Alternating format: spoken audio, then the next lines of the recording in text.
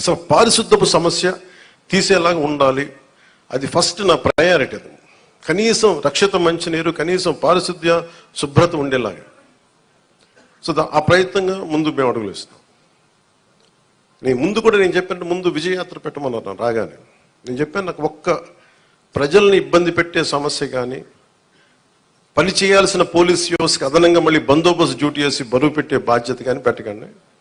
వాళ్ళు పని చేయాలి, వాళ్ళు ప్రజల కోసం పని చేయాలి. ఎంతసేపు కూర్చోబెట్టి మనం గత సంవత్సరాలుగా నలిగిపోయాం. ప్రతిసారి నేను రోడ్డు మీదకి వచ్చినప్పుడు ఎంత నలిగిపోతారో నాకు తెలుసు.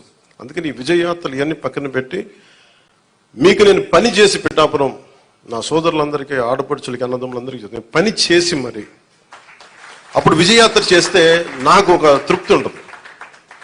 గెలిచినందుకు నాకు ఆనందం లేదు. పని చేసి మీ మన్నన పొందిన తర్వాత నాకు అప్పుడు ఆనందం వస్తుంది. మీ మన్నన పొందే వరకు అప్పుడు నేను ఎమ్మెల్యే అప్పుడు నేను ప్రకటించుకుంటాను. ఇప్పుడు మీరు అంటే నాకు నిజంగా నాకు హై స్టాండర్డ్స్ పెట్టుకుంటాను. నాకు చాలా హై స్టాండర్డ్స్ పెట్టుకుంటాను. నేను పని చేసే వరకు కొన్ని వదలను.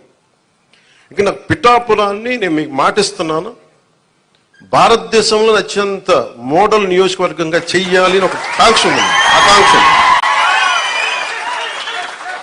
ఎందుకంటే పెద్ద పెద్ద పరిశ్రమలు రావాలి, ఇక్కడ కాలుష్యం లేని పరిశ్రమలు ముఖ్యంగా రావాలి,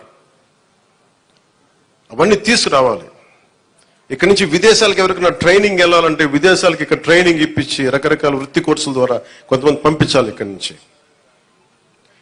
చాలా విభిన్నమైన ఎక్స్పర్ట్స్తో మాట్లాడుతాను. వాళ్ళందరికీ ఇక్కడ రావాలి, తీసుకొస్తాను. అందుకే నేను ఈ రోజున కూడా చెప్పాను, ప్రజలకు అందుబాటులో ఉండండి. నా ఆఫీస్ కూడా చెప్పాను, ముందు నా సేఫ్టీ కోసం పోలీస్ మన సెక్యూరిటీ నామ్స్ ప్రకారం కంచె అవన్నీ తీసేసి ఉంచనివ్వండి. కానీ బట్ ప్రజల దగ్గరికి వచ్చేటప్పుడు మటుకు జస్ట్ ఎలాంటి అడ్డులు లేకుండా చూడండి. ఇదివరకు నేను జనవాణి కార్యక్రమం ఎలా చేశానో నాకు అంతే జనం అట్లాగే ఉండాలి. ఒకేసారి మీద పడితే కష్టం అవుతుంది, అంతమించి తప్ప నేను ఎప్పుడు మీకు అదే అందుబాటులో ఉంటాను, అలాగే ఉంటాను.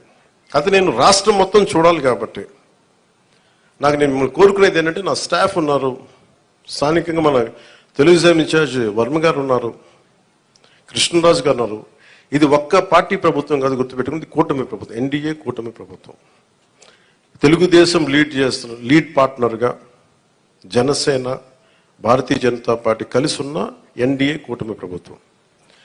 చంద్రబాబు గారి అపారమైన అనుభవం ఈ రాష్ట్రానికి చాలా అవసరం. నేను చాలా ప్రత్యేకించి చెప్పాను. ఈ రోజు నేను ఫస్ట్ ఆయన పెన్షన్లు ఇవ్వడం నాకు ఎందుకు ఆనందం అనిపించిందంటే, ఈ ఫైనాన్స్ జగ్యులరీని, ఈ ఆర్థిక అస్తవ్యస్తల్ని ఆయనదైన అనుభవంతోనే దాన్ని అందుకని మీకు ఫస్ట్ చెప్పిన రోజుకి పెన్షన్ ఇవ్వగలిగారంటే నెల రోజులు కూడా కాలేదు, అందరూ ఛార్జెస్ తీసుకొని. ఆయన అనుభవం వల్ల ఈ రోజున మీకు వెంటనే మీ చేతికి ఇలా వచ్చినాయి. అది కూడా ఆయన మాట చెప్పారు, 3 నెలలు ఆ ప్రభుత్వంది మీకు ఇస్తాం ఆ సమయంలోది.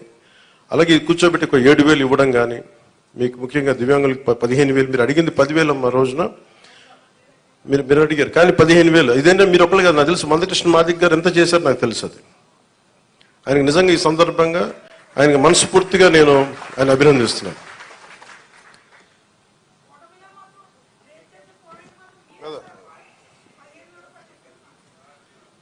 అందరం కలిపి చేసేదమ్మా.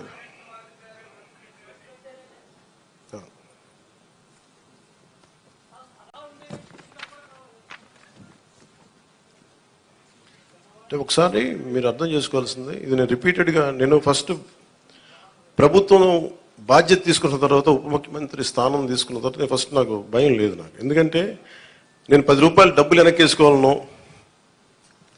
లేదంటే నాకు కొత్త పేరు రావాలనో నాకు నిజంగా లేదు. నాకు ప్రజల్లో చాలా సుస్థిరమైన స్థానం ఇచ్చారు. నేను ఒక నటుడిగా పూర్తి స్థాయిలో ఉన్నప్పుడు నాకు డబ్బు కొదలేదు. నాకు రాజకీయాలకి డబ్బుకి సంబంధం లేదు నాకు. సో డబ్బులతో నాకు రాజకీయాలు ముడిపడి, అందువల్ల నేను చేసేటప్పుడు మీకు మొత్తం సాయశక్తిలో పెట్టేస్తాను. మీరు చెప్పిన ప్రతి సమస్యకి పెడతాను. కాకపోతే డబ్బు అందరికీ ఏముంటుందంటే, ప్రభుత్వం రాగానే అన్ని సమస్యలు చిటికలో అయిపోతాయి. కానీ చిటికలో అయ్యే వరకు పనిచేస్తాం. దీనికి ఇప్పుడు మీరు చెప్పారు, మీరు మోహన్ రావు గారు, మీరు గోవిందరావు గారు, ఇవన్నీ మేము మర్చిపోయాను. అలాగే వినండి నా మాట, పాయింట్ అర్థమైంది కదా.